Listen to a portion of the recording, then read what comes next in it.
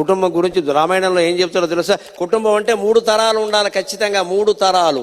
1 పెద్దవాళ్ళు, తాత అమ్మమ్మ, తాత మామ. 2 తల్లి తండ్రి. 3వ తరం అమ్మాయి అబ్బాయి ఉంటే ఖచ్చితంగా ఆ పెద్ద తరం నుంచి మధ్యతరం నుంచి ఈ పిల్లలు నేర్చుకుంటారు. వేరే కోచింగ్ ఏం అవసరం లేదు అసలు. వాళ్ళు తాతగారు లేచి పొద్దున్నే గంట కొట్టేసి ఏదో చదువుతూ ఉంటే, పారాయణ చేస్తుంటే, ఆరతి తిప్పుతుంటే మనవడు ఊరుకుంటాడని అక్కడ. వాడు వెళ్ళిపోతాడు, తాత తాత నేను వస్తాను. తాత ఏ పంచి కట్టాడో వాడు ఆ పంచి కడతాడు. ఇప్పుడు సరిపోయినా సరే. మరి తాతగారు ఇంట్లో ఉండడం ఎంతో ఉపయోగం అండి. పంపించేస్తున్నారు ఈవేళ.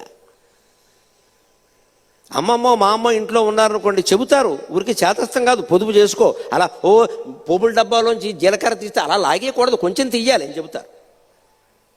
దానివల్ల ఈ మనవరాలు, కూతురు కాదండి, మనవరాలు కూడా అలవాటు చేసుకుంటుంది. అమ్మమ్మ ఉండి చెప్పేది, మా అమ్మ ఉండి చెప్పేది అంటారు. పెద్దవాళ్ళు ఇంటూ ఉంటే ప్రయోజనం. అందుకే ఇల్లు బాగుండాలంటే 3 తరాలు ఉండాలి. పెద్ద తరం, మధ్యతరం, యువతరం, 3 ముగ్గురు ఉండాలి.